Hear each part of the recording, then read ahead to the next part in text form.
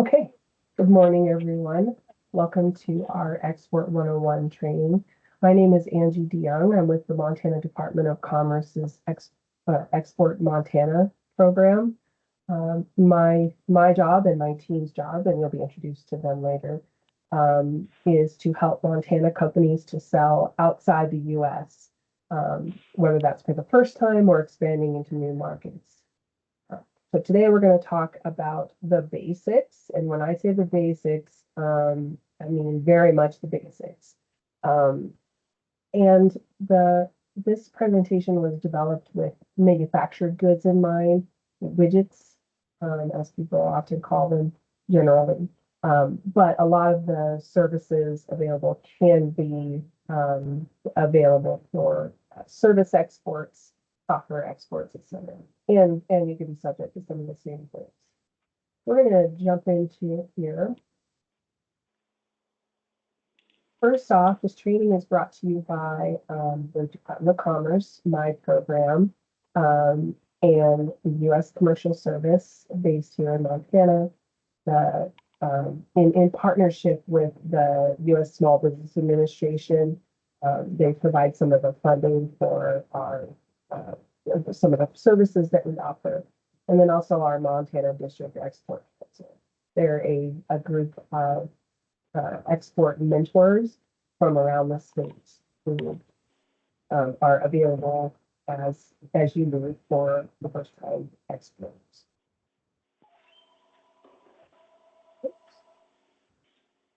So we adapted this training. A good friend of mine, Elise Erickson, has this training called The Riddle of the Exporter. We posted this in Montana a couple of times. And I just thought that the way she broke this down into an 8-step process was really useful. And so I will provide you with a handbook that goes with this training and has a link to that. And you can take the training from her, which is a lot more in depth than what we're able to do in the Okay, so to get started, your first question is that we get from companies is, am I ready? Is it a good idea for my company, for my product? So that's what we're going to dive into first. Again, I'll mention this is a sort of a 10,000 foot view, very, very basic. And also I'd like to mention that it's primarily with manufactured goods. There's a lot more services and more considerations for food and ag exports. But the good news is that you have agriculture experts at the Montana Department of Agriculture. So if anyone has food exports, I can gladly connect you to them and their services as well. All right. So the first question is why export? Why is this so important? Why are we pushing this? Well, the first thing we know is that 95% of the world's consumers and somewhere around 70% of the world's purchasing power is located outside the US. So if you're only selling in Montana or only selling locally, or even only selling in the US, you've only tapped about 5% of the world's consumers. And so there's a big market out there for increased sales. And so that's one reason. We also know that companies that export are better able to ride out fluctuations in the U.S. economy.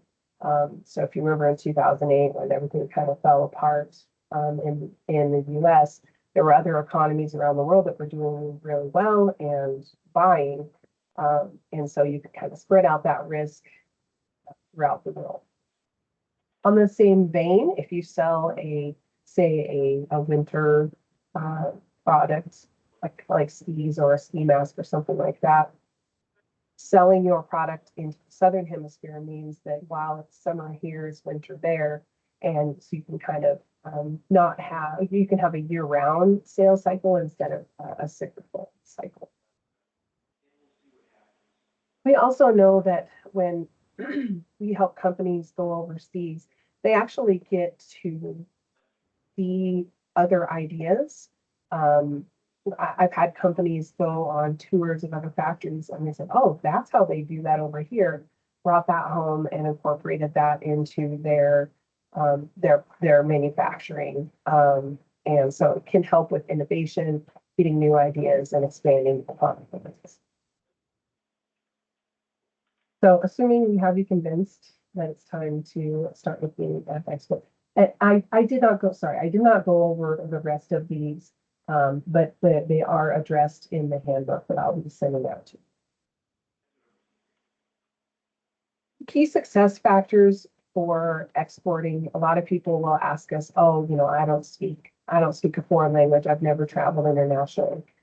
What studies have shown is that's not actually all that important to your ability to export. The first key success factor is that management needs to be committed to exporting.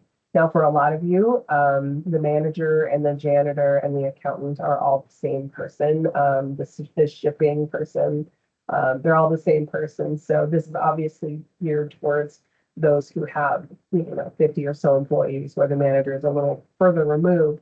But even if it's just you yourself, you have to be committed to this. It's not something where you're going to go in and the first person you talk with is going to be the best partner and everything's going to go smoothly. I'm sure just like any other sales cycle, but you're dealing with foreign countries and foreign cultures.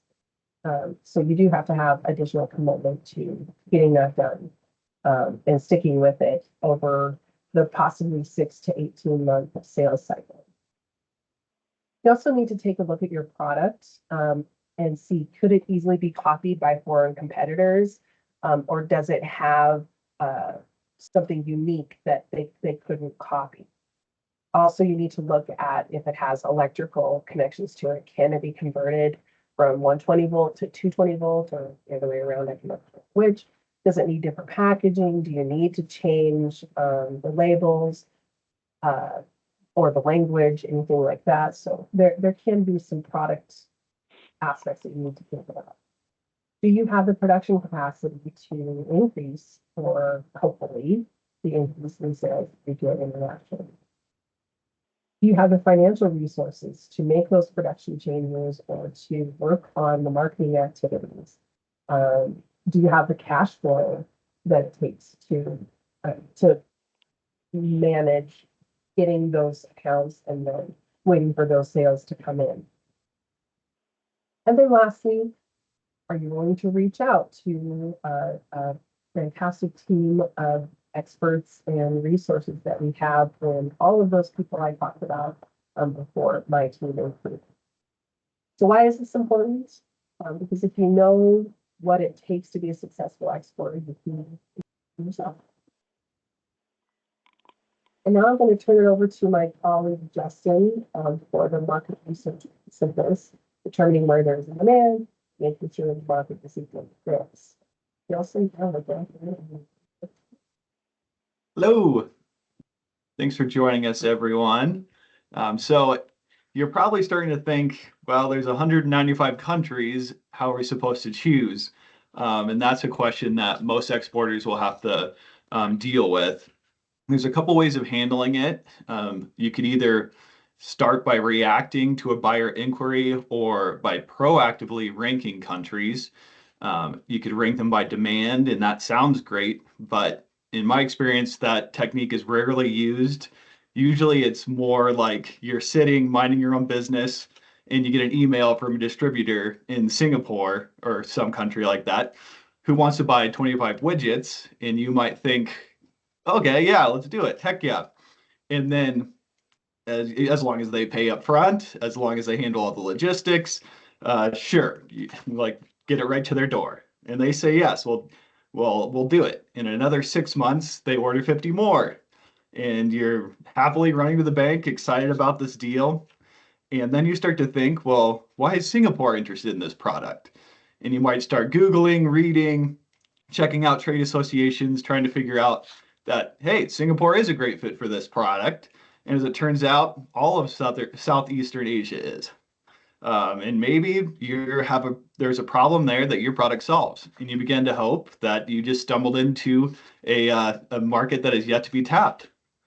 And then the next step is you might call the distributor, you might start chatting with them about the market, the area, and they might point out to you that there's a good trade show in the area that you should attend and that they want to be your distributor.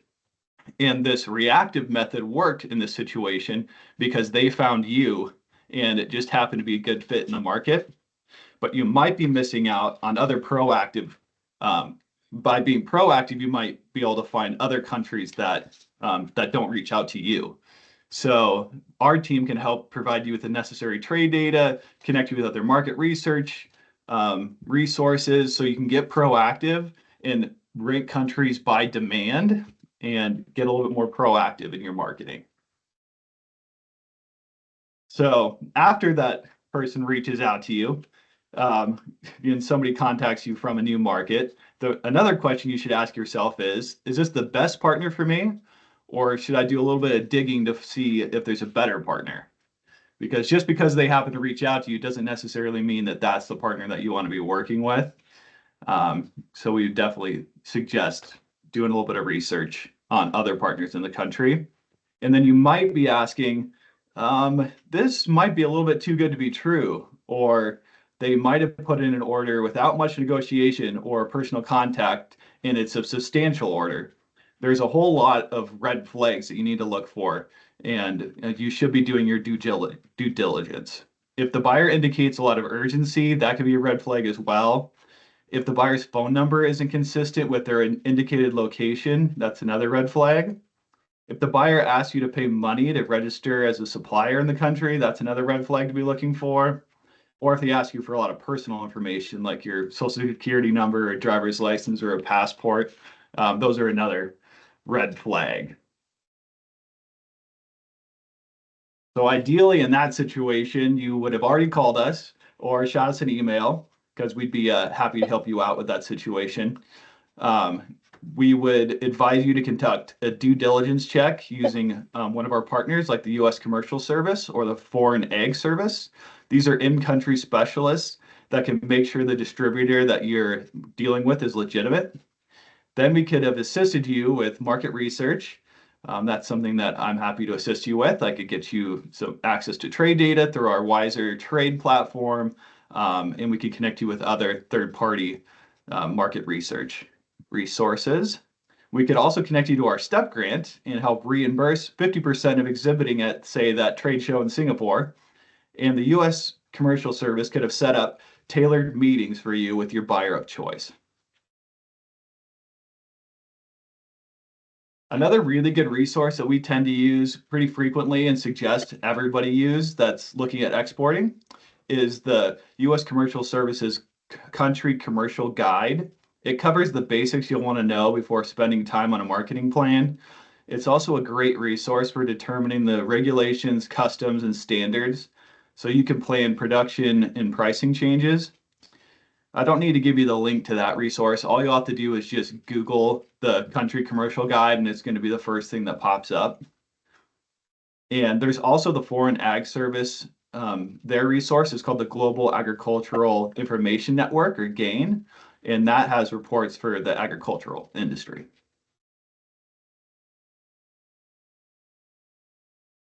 All right. Thank you, Justin. We're going to turn it over to Rebecca now to talk a little bit about her area of expertise, market entry, determining pricing, determining how to reach your market. So take it away, Rebecca. Sure. Go ahead and go to the next slide. So I'm Rebecca. I'm the International Trade Officer.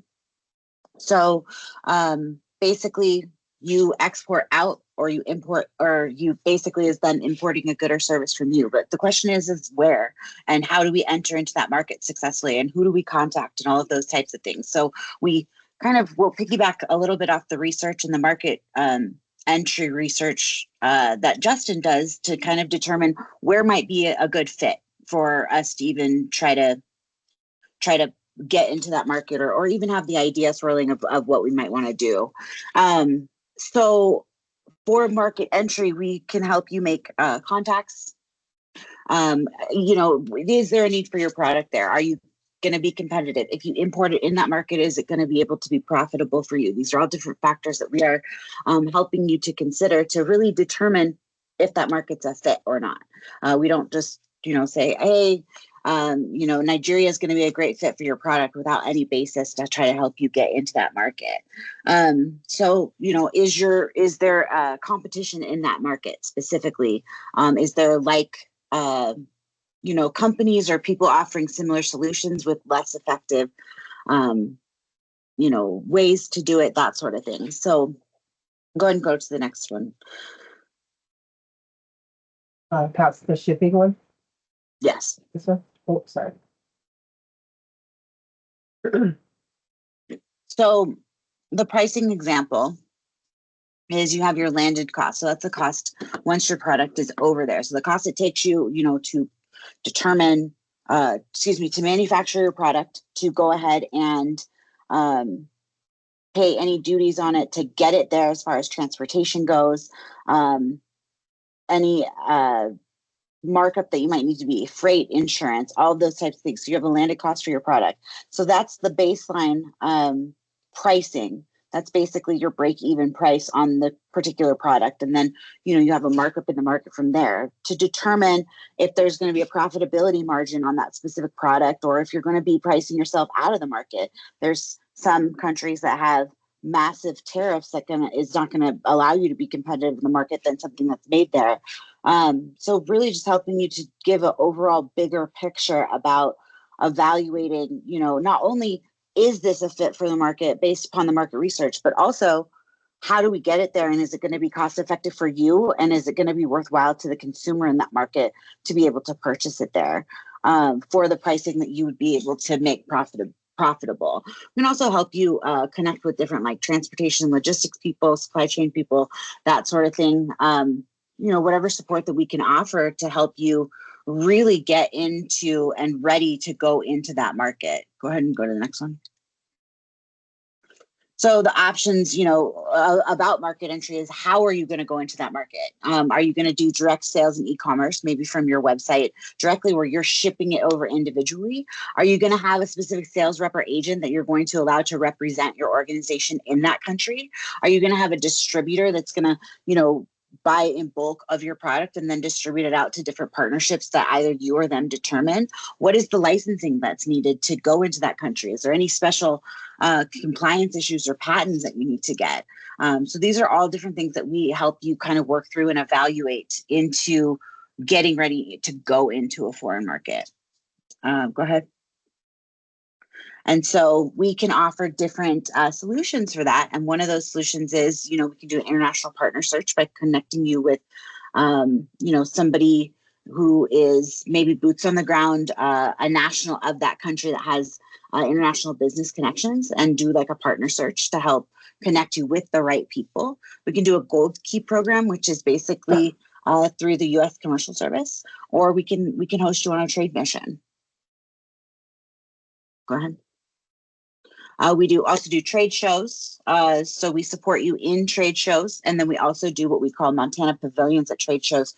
So we can support you financially going to a trade show, or we can go ahead and host you at a trade show specifically. Angie, did you want me to go over the grant pricing that we're willing to reimburse on these ones, or? No, just Okay, I'll send that later. Okay, I didn't think so. Go ahead and go to the next one. Okay, This is where you can talk about that. Yeah. So the different things that we do offer solutions for is in various different categories, and it's to help offset the financial risk of going into a foreign market. So once we kind of have gone and determined, based off the research that this country is a fit, to that we can logistically get your product there and still make it profitable for you, we can help offset that risk of getting it into that country. So whether it's filing for a patent or a compliance, we can help offset the financial risk of that with our grant program, which somebody's going to talk about here in a minute. And then, hosting you at a trade show, it's a good way to dip your toe into a specific market, but also be able to connect with people all over that particular continent or in that industry across the world to maybe be able to determine if there's anything else in that specific market, or, you know, other markets that would be of value for you to consider. We also, you know, when we do a Montana Pavilion, that's us hosting you at a specific trade show based in a specific industry. And you do not pay any out of pocket to attend that show. So you show up with your business cards. You don't get a big exhibition at the show, but you allow the access to the people that are attending the show, both walking the show and exhibiting at the show, to be able to network and market your product. Go ahead. Next, we are on to the legal aspect. And so, Rebecca, Yeah. you're going to continue on with that. Yep. Go ahead and go to the next slide. So for the legal side of things, so once we've kind of determined everything, let's say we've gotten you maybe a contractor or a distributor into that market. Now we have to make sure that everybody's protected and that there's clear guidelines over who's going to do what and whose rights are where, to make sure that you have protection. Because when dealing with foreign countries, the laws are a little bit different. You know, the business practices are a little bit different. So we need to have something kind of in writing laid out to make that as clear as possible. So, you know, for a sales agreement, do you need a written agreement? What is the current governing law? What's the currency that the transaction is going to be made in, but also what's going to be paid out in? Is there any payment or exchange controls? What is, you know, the issues with, you know, who's going to get what percentage of the profit margin in that particular sale? If you utilize a distributor, what territories are they covering? Are they covering a portion or a region of a country? Are they covering a whole country? Are they covering multiple countries? Do they have exclusive rights to your product? How are warranties handled? So if you have a product that's in Australia and you have a maintenance or a warranty that needs to be done on it because it's a piece of mining equipment, who handles that? Is that going to be handled by the distributor? Is it something that you're going to ship the solutions out directly and deal with the consumer? So being able to help you through all of those types of things and making sure that all those bases are covered. These are all things that people don't necessarily consider when doing international business. They're thinking, what market's good? How do I get my product there? And let's start selling. But these are some of the back end, behind the scenes things to make sure that everybody's protected and that everything's clearly laid out. Go ahead. So intellectual property protection, that's your, you know, your copyright, your trademark, your patent, all your trade secrets. So how does that work? How do we protect your product from being able to be stolen from somebody and duplicated maybe at a lesser quality in that particular market? So we, you know, we can help you offset the cost of filing for, you know, patents and IPP overseas. You would deal with an attorney that specializes in that directly, but we would help offset the cost of doing so at a 50% up to $10,000 reimbursement. So 50% of that particular you know, attorney fee or whatever it might be, we can help reimburse that up to $10,000, I believe. Yes, on those particular ones. So just making sure that, you know, that you have it clearly laid out who's going to do what, that you have it on a contract over who's getting what and what the profitability is, the currency that's being done in. How are you protecting your particular product? There's some countries that you could file for 50 patents and it's not going to matter. There's other countries that's, you know, having that IPP really does protect you from things being able to be stolen and duplicated. Each product is unique and it's competitive in its own way. So just making sure that we are protecting and that you are protecting your product to the best of your ability to make sure that it's not being duplicated or stolen when dealing with some of these markets, because we'd like to think that everybody is you know, honest and upfront about things, but that's not the way that business always works, even across the US. So just making sure that you have as much protection as possible. And so we are here to offer some of those different solutions that you don't necessarily consider when doing this, or you don't know because you are a specialist in a particular product and you're running the accounting, you're cleaning the toilets, you're doing payroll, and you're going to the post office to ship out the product. So this is where we can kind of help to offer some of those other things that everybody doesn't necessarily think of up front. Go ahead and go to the next slide. Thank you very much, Rebecca. So now I get the singularly terrible task of having to talk about regulatory compliance, which is super boring and scares everybody, but it is something from a 101 perspective you need to be aware of. So we'll talk a little bit about export licensing and regulations because we don't want anyone to get in trouble. So if you remember from what Rebecca said before, you have to, it helps when you're thinking about this, that when you're exporting from here, when your product leaves Montana, leaves the US, it's also being imported there. So there's going to be regulations for export leaving the US and regulations for being imported or entering into another country. First, we're going to talk about what are you exporting and how will it be used when it comes to export licensing. There are products that you need. There are products that you can't sell to certain countries or to certain people, and then there are products that you can, but you have to be licensed, which basically means the government wants to know what's being sold to where to whom. And so they require you to apply for a license so that they can track that. For example, obviously guns and ammo exports are going to be controlled. And it's important for you to know what is regulated versus what can just be traded freely. Because if you break those rules, you could be prevented from exporting for 3 years. And so it's really important to know what can and can't be exported and how it will be used. I'm sure everyone has heard the example of, cell phones. They're supposed to be used for communication. The bad guys took it and turned it into, detonators. And so as an example, as an extreme example, you need to understand that there are things that could be used for nefarious purposes. And hopefully nobody has anything like that on here, but you do need to be careful. There are also people, companies, and countries that you cannot sell to. I'm sure everybody knows about like Canada and Russia and or excuse me, not Canada, Cuba and Russia, where there are sanctions where there's certain things you can't sell to those countries for various reasons.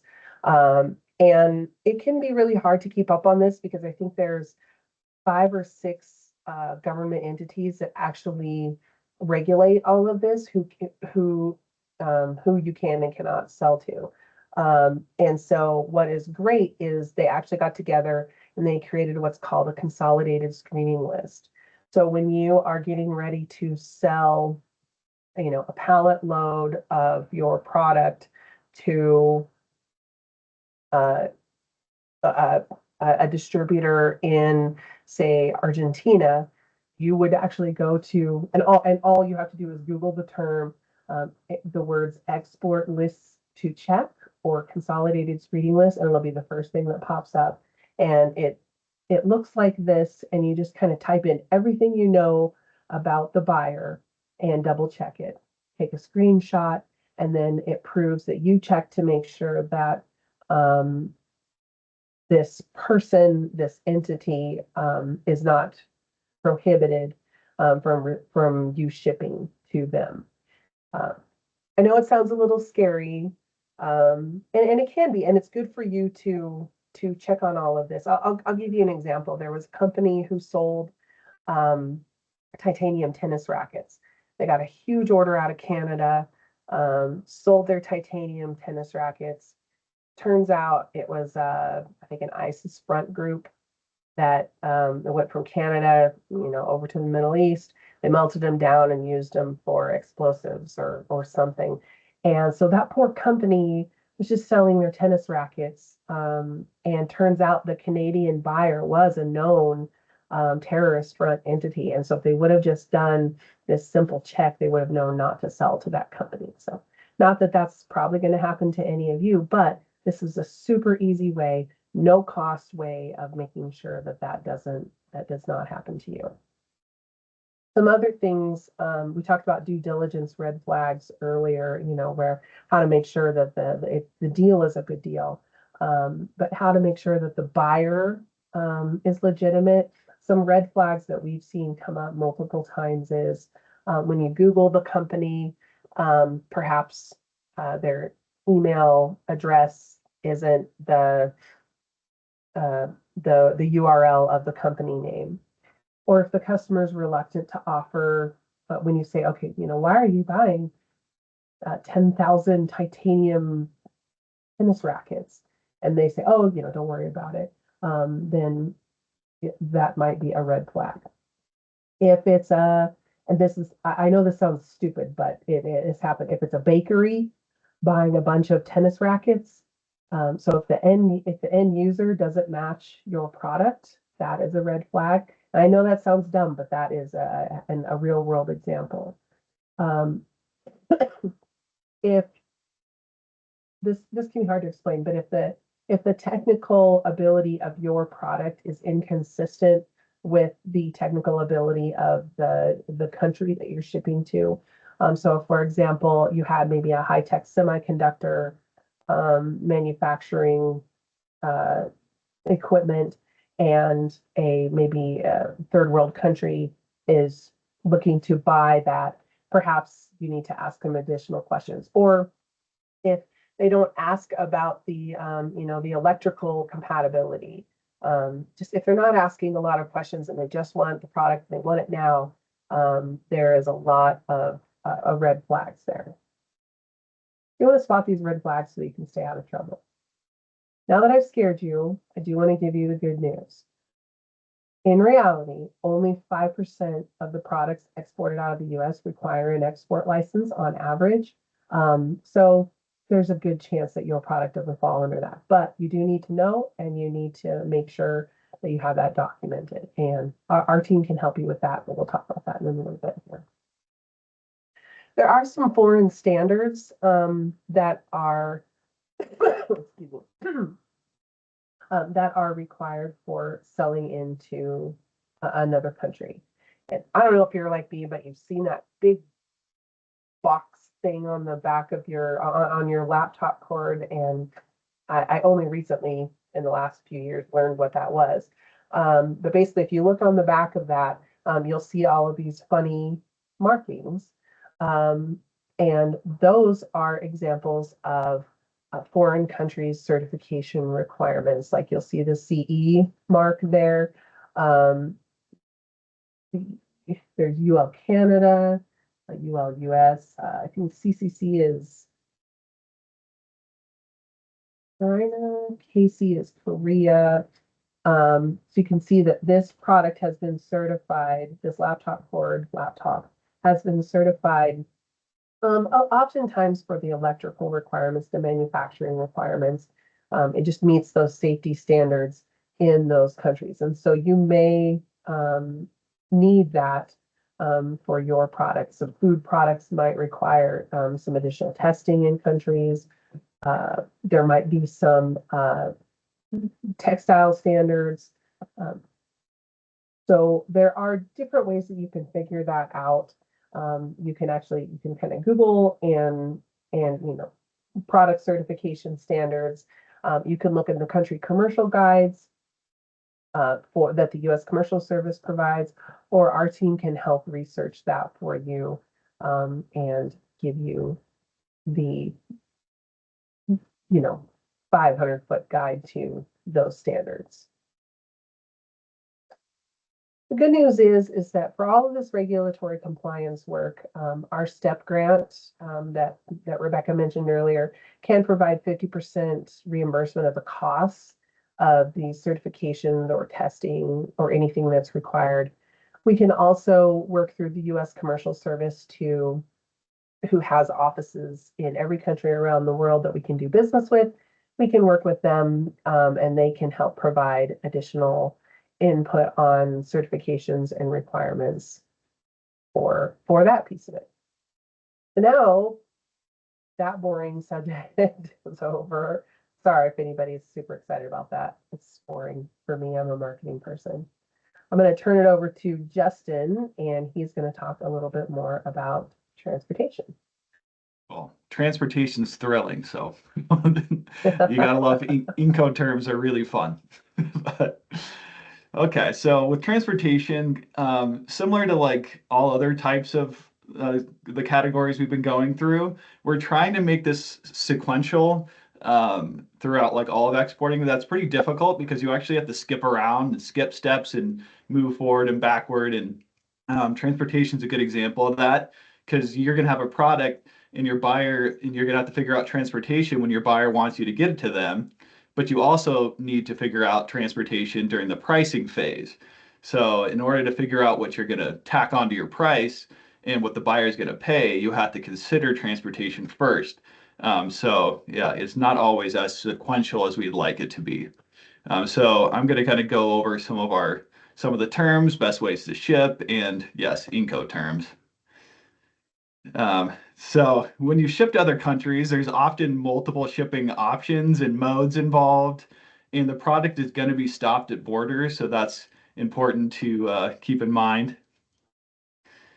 There's so many options when it comes to getting your product from here to there, and you have more access to these options than we ever have before in history.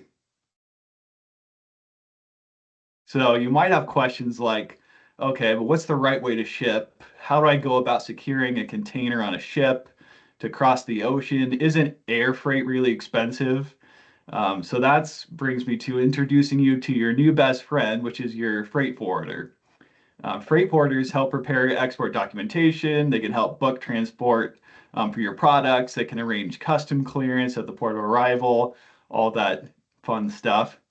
You're not required to use a freight forwarder, but they are really useful, and especially if you're exporting for the first time or exporting to a new country, or if you just prefer not to handle this stuff. They're a really good resource. This is important because now you know you don't have to figure it all out on your own, and we're happy to recommend a good freight forwarder for you.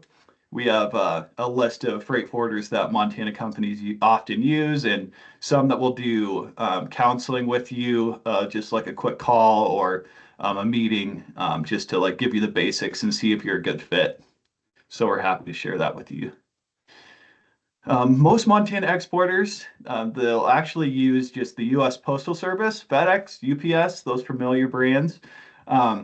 They'll often handle the export paperwork for you, and they're familiar.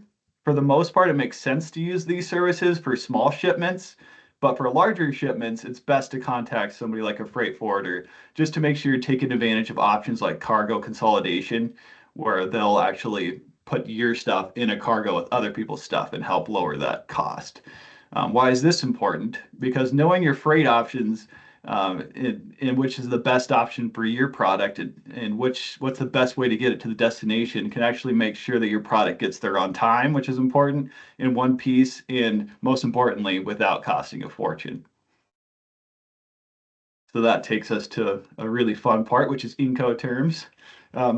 When you quote a price for a foreign buyer, you can't just quote, for example, $10,000. That's not descriptive enough. Does the price include the shipping? Are you going to coordinate and pay for customs and tariffs and taxes? How do you communicate your intentions to this foreign buyer? If it's in a foreign language, a foreign country, well, believe it or not, there's an easy way to do it. Incoterms. That's short for International Commercial Terms. These are three-letter codes that the whole world has agreed to their meaning. In the contract between you and the buyer, the Incoterm explains who takes care of insurance, licenses, permissions, and other formalities, who arranges the transport, which point, and who is responsible for it, the point where the cost and the risk passes from the seller to the buyer. A common Incoterm, especially for new exporters, that you'll probably hear if you haven't already, is EXW or Ex Works. This term represents your minimum obligation since you have to place the goods, and all you have to do is just place the goods at your doorstep, and then the buyer kind of takes it from there.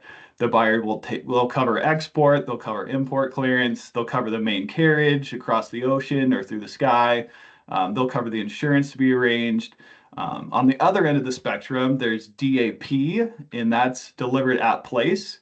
This is where you pay for everything as the seller, and you're responsible to get the product all the way to the buyer's doorstep.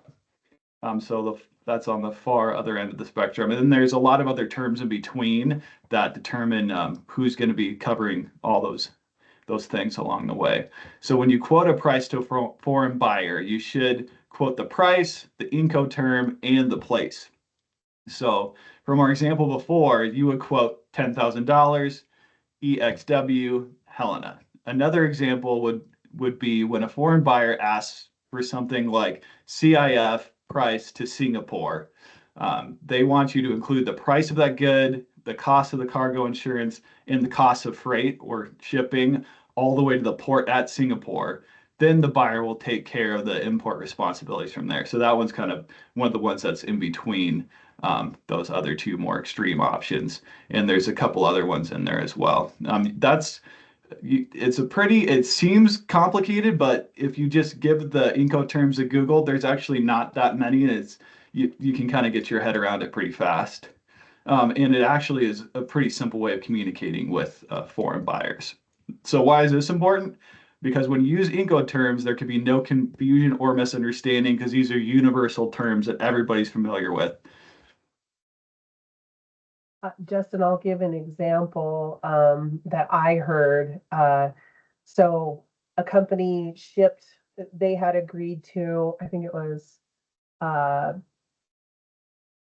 can't remember which one of the F series. So you can see in that illustration, the F series is basically your responsibility and ownership ends at the port of export. The logistics company was putting it on the ship. They misaligned. The cargo fell off the ship. Whose responsibility is that? Who has to pay? Who has to deal with that? Is it the seller's responsibility? Is it the buyer's responsibility? Basically who's having a bad day. That is all determined legally by the Incoterms. And so it's really important to have that on there because otherwise, when the unthinkable happens, you could be completely uncovered, not covered, because the buyer might think, well, you meant you were going to handle it till it got on the ship, and you might have thought, no, I just was handling it to the port. And so it's really important to have those on there, and our team can help you pick the right one for you. Honestly, most Montana companies, the furthest I've seen anybody go is the C terms, where basically they handle the overseas, the ocean freight or the air freight. They don't often help with actually getting it past the port of import. They'll have an importer on the other side who handles that. And really only like the John Deere, the big name companies are going to be doing the D terms because they've already got fantastic, shipping rates with their carriers, so they can afford to do the DDPs.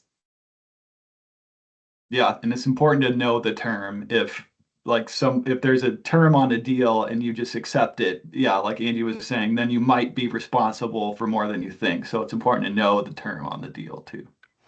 Mm-hmm. Okay, I get another boring topic. Sorry, everybody that loves finance stuff. But the good news is we are to the point where what all this fuss is about, getting paid. So let's talk a little bit about that.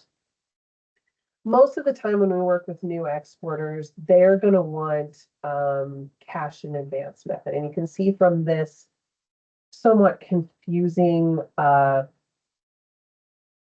graph here, or whatever you would call this, a graphic.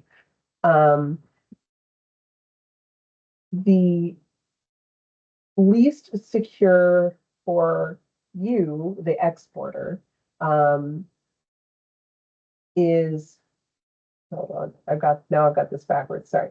The most secure for you is selling cash in advance, where the buyer pays you, they say, yep, I want your product. They pay you, and then they have to trust that you're going to ship it over to them and it's going to get there in good shape and be what they ordered. And of course, the least secure for you as the exporter is to sell the product to them and expect payment in 60, 90 days, somewhere around there. So there are varying degrees as you go through this spectrum here. Most exporters a lot of exporters that I work with, and especially new exporters, will start out with cash in advance, which sounds great. It limits your exposure. However, over time, as you work with that buyer time and time again, they are not going to accept full risk of that relationship. You're going to have to move through these different payment options until you meet an equilibrium where you're both feeling as secure as possible. I'm not going to go through every single one of these, but I'll just go through the most common ones. As you move along that spectrum, and we're actually going to go from right to left, cash in advance, of course, is the easiest and most secure for you.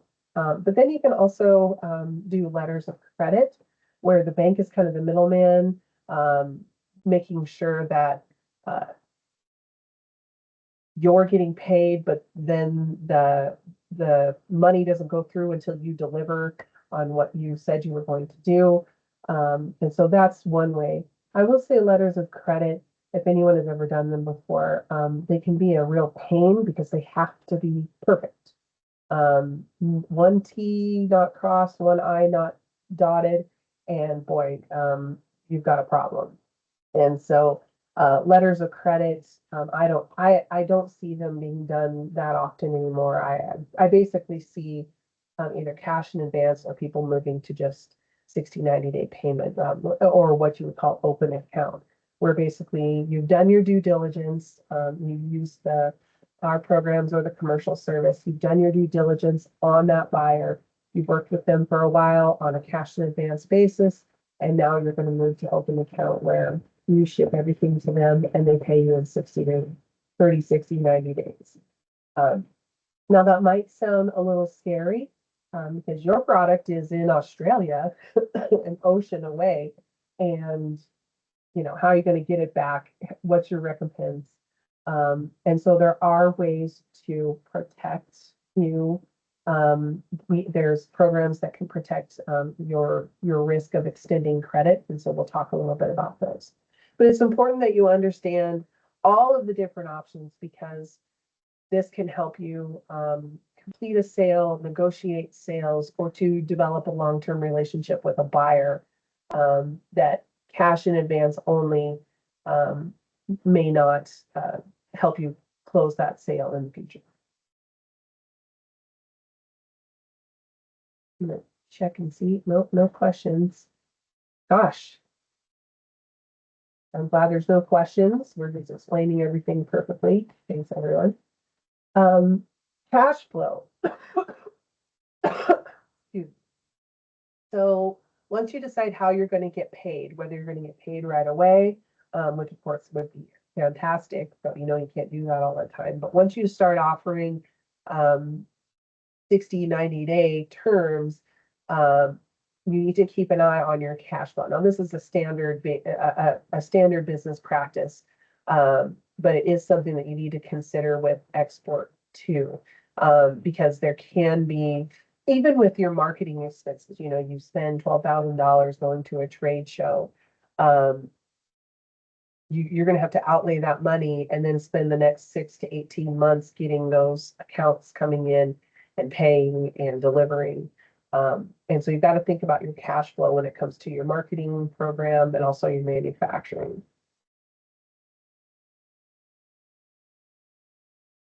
Some payment and finance help. We have a couple of programs out there that can help. Our Montana Small Business Development Center, that's that SBDC, They can actually help with cash flow projections. They provide uh, cost-free business counseling. So you can have them help. They actually have, I've seen the spreadsheet. It's cool. Where it can actually help you project your cash flow when it comes to, if I sell this $500,000 piece of equipment, how much in labor and materials am I going to have to spend to make that sale? And so how does that cash flow work until I get paid, and how can I bridge that gap if need be? The commercial service can help because we can make sure that you're not getting into business with the wrong buyer, someone who's not going to pay. They actually have specialists in each country where you would contact us and you would say, look, I've got this buyer from, I think I said Argentina or Singapore. This buyer from Singapore, I've been doing business with them for a while. They want 90-day terms. Can we check them out? Our commercial service in that country can do either first time, before you sell to them, or they can do sort of an in-depth credit risk analysis where they can look at it and say, these guys, here's their credit report from the country, and give you a better sense of whether or not they're a good partner. The U.S. Small Business Administration, it's different from the Small Business Development Center because those are local centers, even though the SBA, that's the headquarters. But the Small Business Administration offers export loan programs that can help finance sort of those gaps. Most of the products you can work with your local bank, and then the SBA will help get you funding for inventory, labor costs, equipment, real estate, etc. The programs are easy to use, and I think for most of them, the turnaround time is a maximum of 10 days. I think there's one of their products that's a 3-day turnaround. So it's a fantastic resource for bridging that gap between the outlay and the sale and getting paid. The Export-Import Bank, or for short, EXIM, provides credit insurance for foreign transactions. This insurance limits the risk of you not getting paid for exporting your goods for commercial or political reasons, such as foreign currency collapse or military coup. In fact, you could use this credit risk insurance instead of requiring cash in advance or letters of credit. Just looking real quick. Let's see if Mitsu is on the call. Oh, I see Brent Donnelly is on the call. He's with our SBA. Brent, did you want to say hello?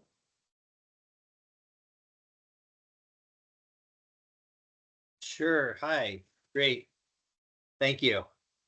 I'll be very brief, but I just would like to say to everybody on the call that's thinking about exporting or whatnot, there's a ton of information that gets presented in an Export 101 meeting like this, and certainly there's a huge amount of opportunity to sell products and services outside the borders of our country, and you want to do it right, just as Angie and the team has kind of outlined. But next step, because there is so much, I just would really encourage everybody there that when you're ready to go and give it a shot, to reach out to Angie and that team, and reach out to the Small Business Development Center, or both, and they'll connect you to help kind of hone in on your particular product or service and topics and country and what's most appropriate to you, because that's the next step beyond this. This is a broad presentation and there's just a ton of information here, but starting to drill down on what really matters to you and your product will help make that next sale. So I'm really glad. Thanks for doing this, Angie and team. This is great. And if we can help any of you individually, you want to reach out to the Small Business Administration directly. We do have some folks here in Montana and Helena, and Angie can connect you with us anytime. Thanks, Angie. Thanks, Brent. Happy to do so.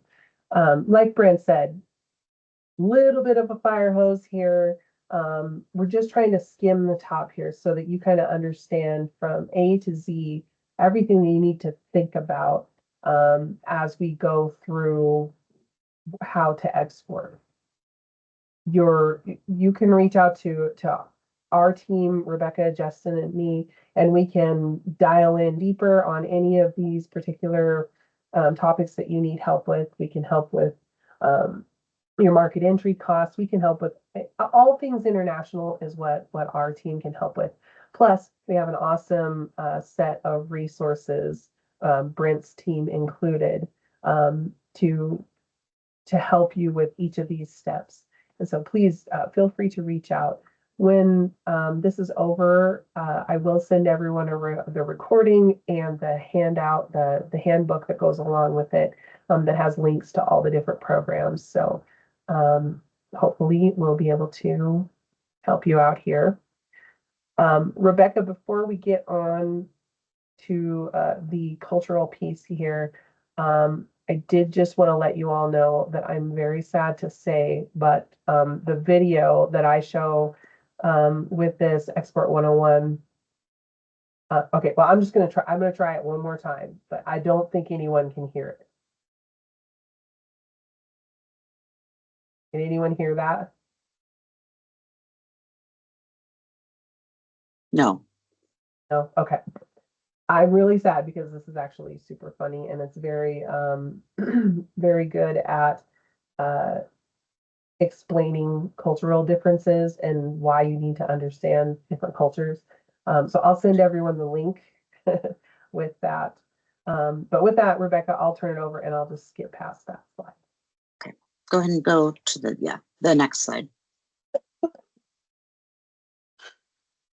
So when it comes to cultural differences, obviously, one, the way that we do business between, even in the US, the way that we do business in Montana versus the way that they do business in Florida is different. So think about how it's going to be when you're working with maybe like a Muslim country, a very religious country, or, you're working with an Asian country, the levels of respect and that sort of thing are things to consider. So when we take you on, different trade missions and or brief you for different shows that we're hosting, we do try to make sure that you know as much as you possibly can so that you do not have a faux pas in that country and offend somebody without even knowing it. But then there's, if you're going somewhere by yourself or you're going to a show by yourself, these are definitely things that you need to be cognizant of in order to ensure the success of you being able to do business with people in that country. So the first is the way that you greet people. In Asian-based countries, the way that they hand you your business card and the way that you receive your business card is done a specific way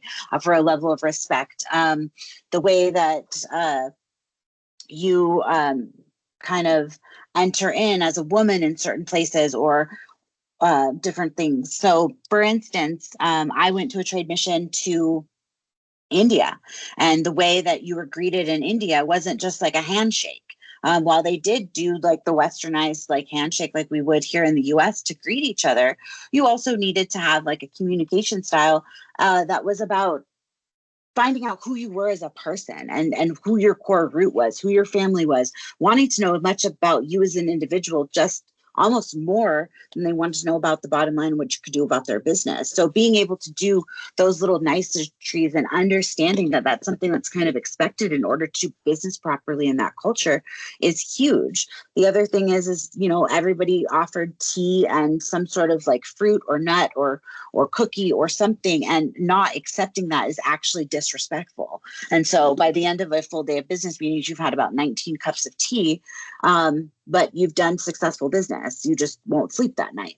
So just knowing like what's accepted and what's not accepted. Recently, we had a business meeting where there was a very, very religious man, and the person that was in the meeting from Montana made kind of like a weird Americanized joke that could have been taken into like inappropriate connotation for a business meeting.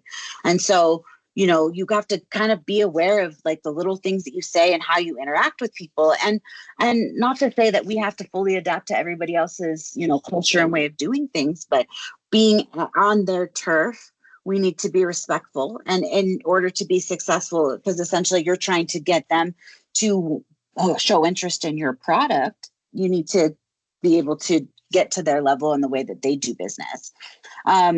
So, when it comes to, some cultures, you make eye contact, some you don't. In Montana, we appreciate finding out about someone's family, how many generations Montanan they are, if they're from California or not, all of those types of things. I say that because I'm from California. But we enjoy that thing. But if you're going to, let's say, downtown Chicago and you're wanting to do a business deal, they don't care who you are. They don't care who your family is. They just want to know what's your product cost and what's the bottom line. In India, they want to negotiate or they want to get the cheapest possible price, and they don't really see the quality being a standpoint to invest, additional things in, because they know that they could just get it done for cheaper. Well, in Brazil, they really do like to hone in on the quality of a product. I went to Australia and New Zealand, and it was very much more like westernized. The way that they did business, there was, very much eye contact. The way they communicated was very similar to the US. I went to the Middle East, and obviously, you had to make sure that you were dressing a specific way. That, as a woman, that your skirt went to your knees and that your shoulders were covered. Everything was, not tight fitting. And not that you should wear tight fitting clothes to a business meeting. However, you needed to be extra aware of what was appropriate to wear to not offend somebody in those particular cultures. Your titles and business cards. We have in the US, we have fluffy job titles. So being able to simplify or explain your job title on a level that everyone's going to explain. Nobody understands. I used to be a talent acquisition specialist. Nobody knows what that is. So I would simplify it to be a recruiter. Timing for the meetings. Is it appropriate to be on time? Is it appropriate to be late? In India, being on time wasn't really a realistic thing because the traffic getting between meetings was there. So the time frame was kind of loose. In Australia, the time frame was very firm. Angie travels over Europe, and she could tell you about the differences between being in Germany and being in Italy. It's very, very different based upon the cultural standards. What is the way that you negotiate? Do you give gifts to people for accepting a meeting? How are you supposed to receive gifts? I was in a meeting in India, and the guy gave me like a really nice wallet. He wasn't even a wallet company. It was very odd, but I had to receive this gift that, one, I didn't want to. I didn't have room in my luggage for it, but 3, it was just kind of I feel like a wallet's kind of an intimate gift to give to somebody, right? But it was a very nice wallet. What are certain things that we talk about and we don't talk about in meetings? Am I missing anything? Oh, the space between when you have a conversation. In certain cultures, there is no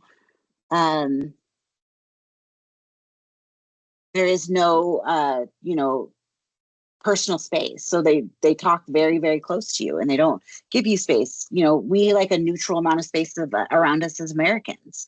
As far as someone put it in the comments about language, there is a language barrier. I mean, I've had where I had some diplomats here in Montana that were from Japan, that one of the guys kind of spoke English. So I would basically have to translate fast English into simplified English so he could translate it into Japanese to simplify, the way that was communicated. There is access. I haven't really needed a full-on translator for a mission yet, because the countries that I've gone to, most of the people speak English, or the contractors made sure that one of them was there if the people didn't speak English. Or I could get through in my brokenness of Romance language to assist people with trying to understand what was going on. But that's also something to consider. We're getting ready to do a trade mission to Mexico, and I actually just had a conversation this morning about what to do for translation services, because I guarantee all the people going don't speak fluent Spanish. I don't. So Angie's dealt with that a little bit more as far as needing translators, because she's done a lot more missions than I have. But these are all things that we try to consider and for you to be aware of when doing business in different places. Like, for instance, in Brazil, they're going to tell you yes, yes, yes, yes, yes to your face. And then over email or over the phone, when you're not in front of their face, then they'll actually have the negotiation. In Germany, they're very much straight and to the point. I think you don't have to really question where you stand with German people doing business or in general. And then in Italy, they're going to be very, very warm and welcoming to your face. And then they're going to take a step back and have a conversation on the back end. And then they're going to determine what they're going to do. In Australia, it was kind of the same way, where they're going to have the productive conversation. They're going to ask the good questions, but no decision is going to be made in front of your face. Also, one thing that I did want to add on is that the sales cycle in international business is a little bit extended, kind of because of all the things that we're touching on. So to be aware of that and not expecting to like maybe close a sale like on the first meeting. I don't know if people expect that these days, but that doesn't typically happen in international business. Go ahead, and I think there's one more slide. No. So yeah, that's basically it.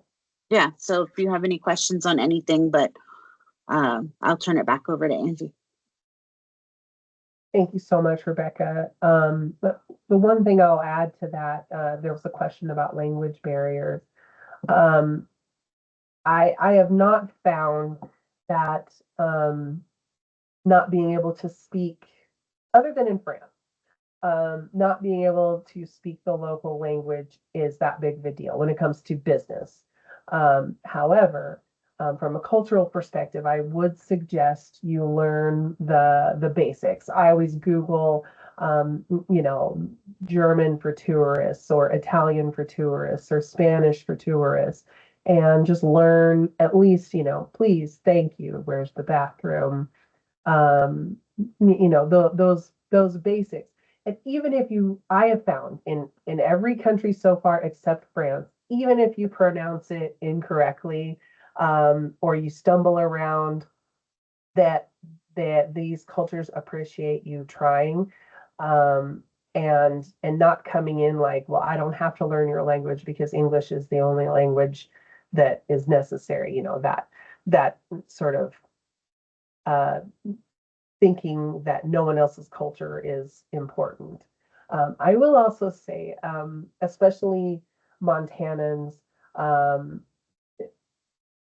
we don't get exposed to a lot of different cultures in Montana, and so understand that when you travel around the world, people are people everywhere. They're all thinking about their families and getting to work on time and getting their things done, and just being polite and understanding that maybe the reason the waiter hasn't brought the bill yet isn't because they're rude. It's because in their culture, it's rude to bring the bill early. So if you read up on all of this ahead of time and know what to expect, you might not have an embarrassing moment in a meeting.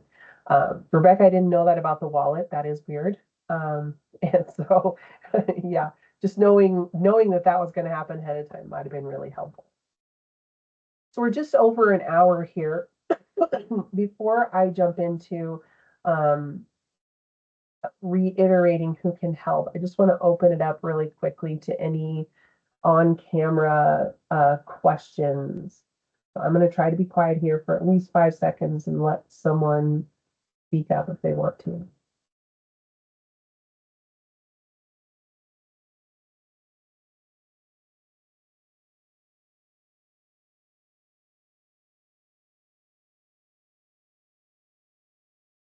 Wow. Okay.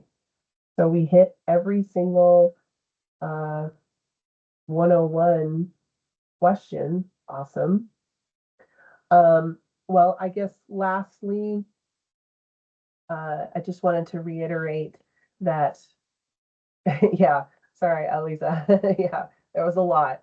And it really is a lot, but that's why I wanted to talk a little bit about, I'll reiterate the assistance that we can provide.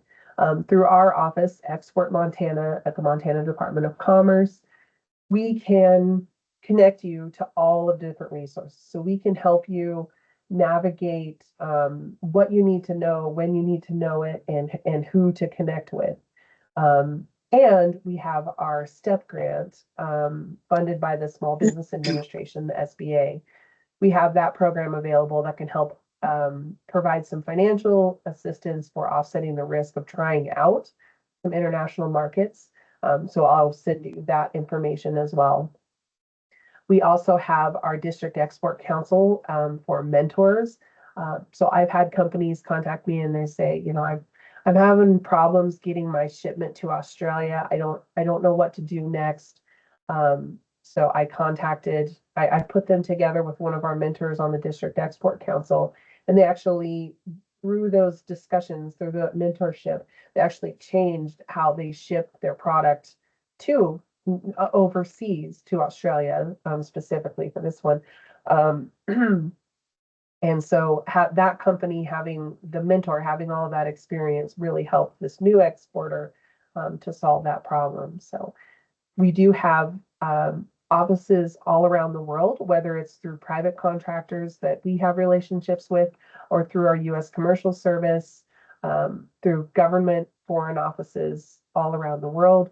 We can provide connections there, due diligence, checking on, you know, I got this huge order from Nigeria through my website. What do I do next? We can connect you to the office in that country and make sure that's a legitimate buyer, et cetera, et cetera.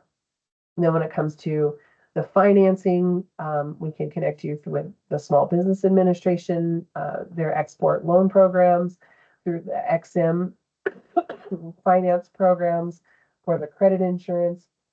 So basically every step of the way, whether it's just getting started to getting paid, we can help you through that. So I appreciate everyone coming on here. We will follow up with an email listing everything out and providing you links to all the resources. Sorry. Oh. And I'm really glad this wasn't in person, so I wouldn't share my cold with you.